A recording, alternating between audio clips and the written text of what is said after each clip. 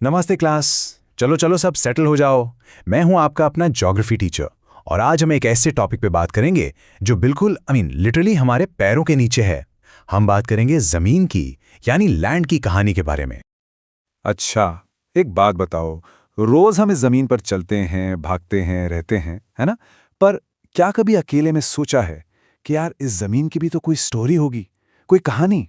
Well, आज की class में हम उसी कहानी के पन्नों को पलटने वाले हैं। तो देखो, जमीन को समझने का ना एक सिंपल सा फंडा है। इमेजिन करो आपके पास दो अलग अलग पावर के चश्मे हैं। एक चश्मा आपको दिखाता है कि जमीन असल में दिखती कैसी है और दूसरा चश्मा दिखाता है कि हम इंसान उस जमीन का करते क्या है। सिंपल। और इन्हीं दो चश्मों के फैंसी नाम हैं लैंड कवर और लैंड यूज। आई नो सुनने में सेम टू सेम लगते हैं ना, पर इनमें जमीन आसमान का फर्क है बच्चों। और यही डिफरेंस समझ गए ना तो आज की क्लास सफल। चलो पहला चश्मा पहनते हैं लैंड कवर वाला। सोचो, आप एक चील हो या ड्रोन उड़ा रहे हो। ऊपर आसमान से देखने पर जमीन पर जो कुछ भी नेचुरली देख रहा है बस वही उसका लैंड कवर है, मतलब उसकी असली फिजिकल शक्ल। फॉर एग्जाम्पल, कहीं आपको हरे भरे जंगल दिखेंगे तो कहीं दूर दूर तक बस घास के मैदान, कहीं से नीली नदियां गुजर रही हैं तो कहीं तपता हुआ रेगिस्तान है। और अगर आप और ऊपर गए तो पहाड़ों पर सफेद बर्फ दिखेगी। ये सब क्या है? ये सब लैंड कवर है। ओके, अब पहला चश्मा उतारो और दूसरा पहनो, लैंड यूज वाला। यहां पर एंट्री होती है हम सब की, इंसानों की। हम उस जमीन का इस्तेमाल यानी यूज कैसे कर रहे हैं। ये जमीन की इंसानी कहानी है, उसकी सोशल और इकोनॉमिक स्टोरी। जैसे हमने देखा कि जमीन अच्छी है तो वहां खेती करना शुरू कर दिया, या फिर वहां पर अपने रहने के लिए घर बना लिए।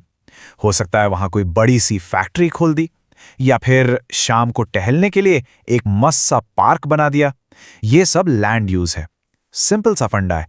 कवर है क्या है, यूज है हम क्या करते हैं। Got it? चलो बहुत हो गई थ्योरी, अब टाइम है एक प्रैक्टिकल का, एक वर्चुअल स्कूल ट्रिप। हम चल रहे हैं अपने प्यारे देश भारत की एक लैंड यूज सफारी पर। सीट बेल्ट बांध लो क्लास, लेट्स गो। और हमारी सफारी का पहला स्टॉप है कृषि भूमि यानी एग्रीकल्चरल लैंड। ये वो जमीन है जहां से हमारी प्लेट में खाना आता है, बेसिकली इंडिया की इकोनॉमिक बैकबोन। और इसमें भी वैरायटी देखो, अगर आप पंजाब या हरियाणा जाओ तो गेहूं और चावल की खेत लहराते मिलेंगे, महाराष्ट्र चले जाओ तो गन्ने की मिठास, और ऊपर हिमाचल प्रदेश में जूसी सेब के बाग। यूज एक ही है, फार्मिंग, पर देखो कितने अलग अलग रंग। चलो बस आगे बढ़ाओ। अगला स्टॉप वानिकी भूमि यानी हमारे जंगल, फॉरेस्ट्री लैंड। इन्हें सिर्फ लकड़ी का सोर्स मत समझना, ये तो हमारे प्लैनेट के लंग्स हैं जहां से हम सांस लेते हैं। एनवायरनमेंट और इकोनॉमी दोनों के लिए सुपर डुपर इंपॉर्टेंट। अरे इनके काम तो सोचो, ये हमारे साइलेंट बॉडीगार्ड्स हैं। पश्चिमी घाट के जंगल जहां लाखों तरह के अनोखे जीव जंतु रहते हैं, हिमालय के जंगल जो हमारी नदियों को साफ पानी देते हैं, और सुंदरबन के मैंग्रोव्स जो साइक्लोन जैसे तूफानों के आगे दीवार बनकर खड़े हो जाते हैं। चलिए अब उस जमीन पर चलते हैं जिसे हम सबसे अच्छे से जानते हैं, हमारा घर। नेक्स्ट स्टॉप आवासीय भूमि यानी रेजिडेंशियल लैंड। भीड़ से भरे शहरों से लेकर खुले खुले शांत गांव तक। और यहां भी देखो कितना जबरदस्त कॉन्ट्रास्ट है। एक तरफ मुंबई और दिल्ली जैसे शहरों में बिल्डिंग पे बिल्डिंग, ऊंची ऊंची इमारतें हैं, और दूसरी तरफ पंजाब और केरला में आंगन वाले आराम से फैले हुए घर। उससे एक ही है, रहना, पर स्टाइल देखो बिल्कुल अलग। हमारी सफारी का आखिरी स्टॉप आ गया है, परिवहन भूमि, ट्रांसपोर्ट लैंड। बेसिकली ये वो जमीन है जिस पर सड़कें, रेलवे लाइंस और एयरपोर्ट्स बने हैं। ये हमारे देश की नसों की तरह है जो हर कोने को एक दूसरे से जोड़ती हैं। जैसे कि आलीशान स्वर्णिम चतुर्भुज प्रोजेक्ट जिसने पूरे देश को जोड़ दिया, या फिर हमारे दिल्ली का इंदिरा गांधी इंटरनेशनल एयरपोर्ट जो दुनिया भर के लिए हमारा गेटवे है, और चेन्नई का पोर्ट जहां से इतना सारा ट्रेड होता है। ये जमीनी तो है जो पूरे इंडिया को चला रही है। तो सफारी खत्म, हमने जमीन के दो चेहरे देख लिए, पर अब आती है इस चैप्टर की सबसे इंपॉर्टेंट और मजेदार बात। ये जो लैंड कवर और लैंड यूज है ना, ये बेस्ट फ्रेंड्स हैं। इनमें एक गहरा कनेक्शन है। जब एक बदलता है तो दूसरा अपने आप बदल जाता है। चलो देखते हैं कैसे। इसे एक छोटी सी कहानी से समझते हैं। सोचो, एक जगह पर पहले एक बहुत घना जंगल था, तो क्लास बताओ उसका लैंड कवर क्या हुआ?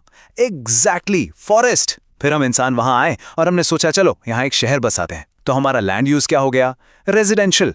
और जैसे ही हमारा यूज बदला, क्या हुआ? देखो, लैंड कवर भी बदल गया। जो पहले फॉरेस्ट था वो अब बिल्ट अप एरिया यानी बिल्डिंग्स और सड़कों में बदल गया। देखा, हमारा यूज जमीन के कवर को बदल देता है। लेकिन ठहरो, ये टू वे ट्रैफिक है। जमीन का कवर भी हमारे यूज को आइडिया देता है। जैसे अगर जमीन पहले से ही फर्टाइल है, उपजाऊ है, तो आप वहां क्या करोगे? ऑब्वियसली खेती। और अगर जमीन बंजर रेगिस्तान है तो वहां खेती करने का सोचना भी पागलपन होगा, है ना? लेकिन उसी रेगिस्तान में हम बड़े बड़े सोलर फार्म्स लगा सकते हैं। सो जो कवर पहले से है वो हमें बताता है कि उसका बेस्ट यूज क्या हो सकता है। अब आई नो आपके दिमाग में एक बड़ा सा सवाल आ रहा होगा, सर ये सब ठीक है, पर हम ये लैंड यूज, लैंड कवर पढ़ क्यों रहे हैं? इसका रियल लाइफ में क्या काम है? अरे काम ही काम है। यही नॉलेज तो हमारे फ्यूचर को शेप करती है, क्योंकि इसी नॉलेज से होती है आगे की बेहतर प्लानिंग। हमें पता चलता है कि स्मार्ट सिटीज कहाँ बनानी है, देश का पेट भरने के लिए, फूड सिक्योरिटी के लिए खेती की प्लानिंग कैसे करनी है, अपने एनवायरनमेंट को कैसे बचाना है, और सबसे जरूरी फ्लड्स और लैंडस्लाइड्स जैसे नेचुरल डिजास्टर्स से बचने की तैयारी कैसे करनी है। ये सिर्फ ज्योग्राफी की क्लास नहीं है, ये एक बेहतर और सेफ फ्यूचर बनाने की क्लास है। तो आज की क्लास का सबसे बड़ा टेक अवे क्या है? ये कि जमीन वही रहती है, पर वक्त के साथ, जरूरतों के साथ उसे देखने का और इस्तेमाल करने का हमारा नजरिया बदलता रहता है।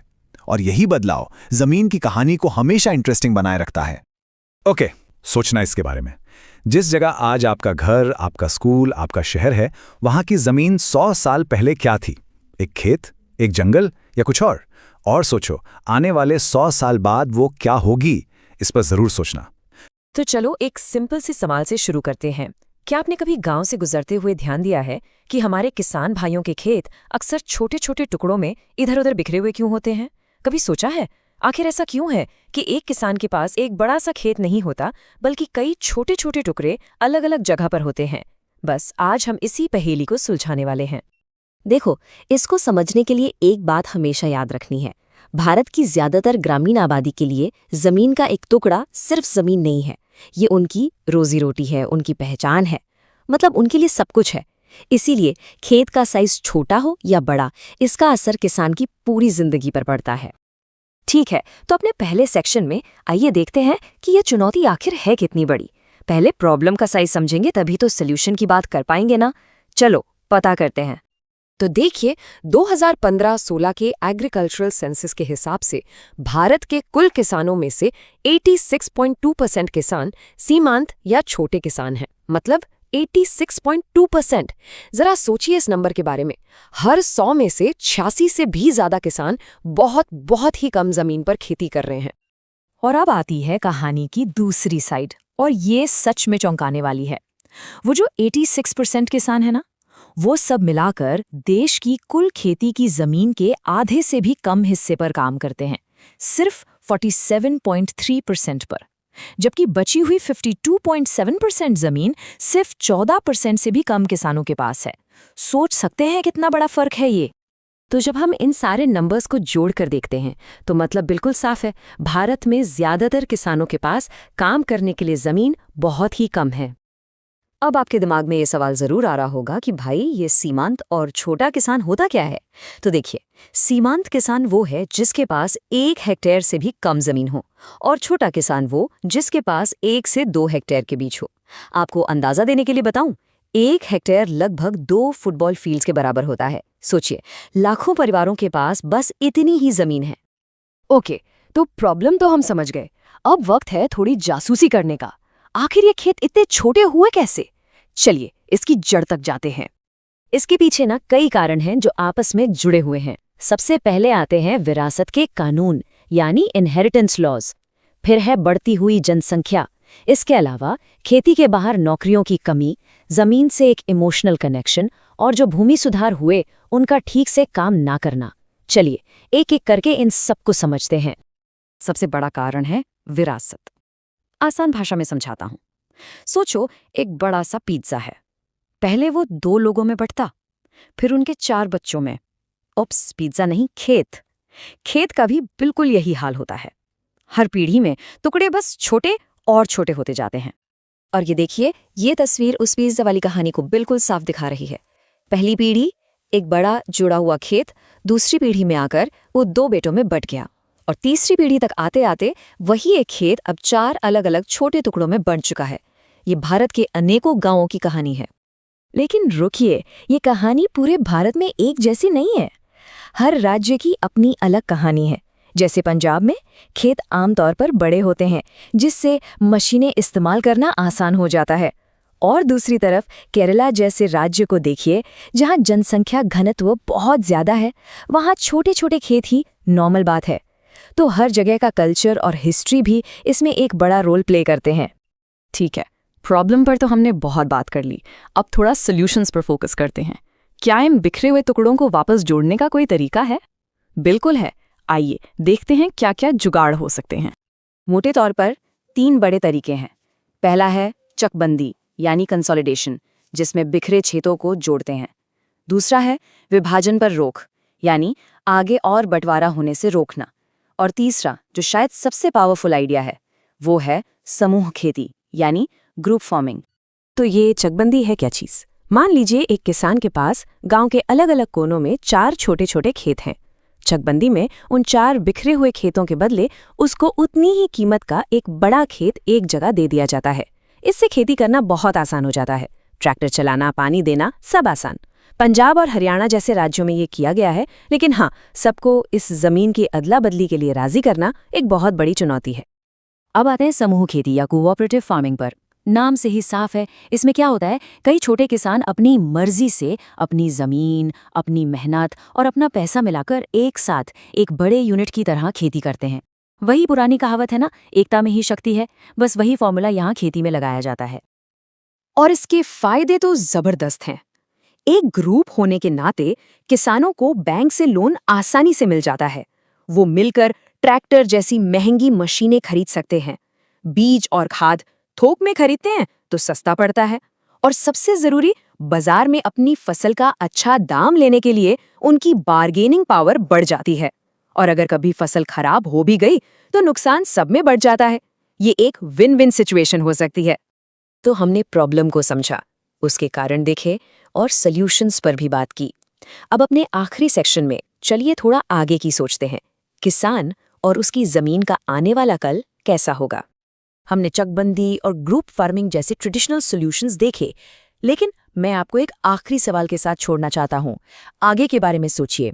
आपके ख्याल में नई टेक्नोलॉजी जैसे ड्रोन्स, जीपीएस या कोई बिल्कुल ही नया out of the box idea किसानों की जमीन वाली समस्या को भविष्य में कैसे सुलझा सकता है? इस पर जरूर सोचना। देखने के लिए शुक्रिया।